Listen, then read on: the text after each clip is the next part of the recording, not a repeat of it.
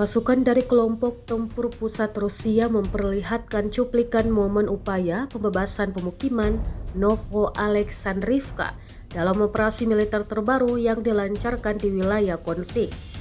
Rekamannya diunggah di Telegram pada Kamis 29 Mei 2025. Dalam tayangan yang dirilis, pasukan Rusia tampak mengerahkan drone peledak ke sejumlah posisi strategis yang diduga menjadi titik pertahanan tentara Ukraina, termasuk ke dalam parit, ruang istirahat, dan pos pertahanan.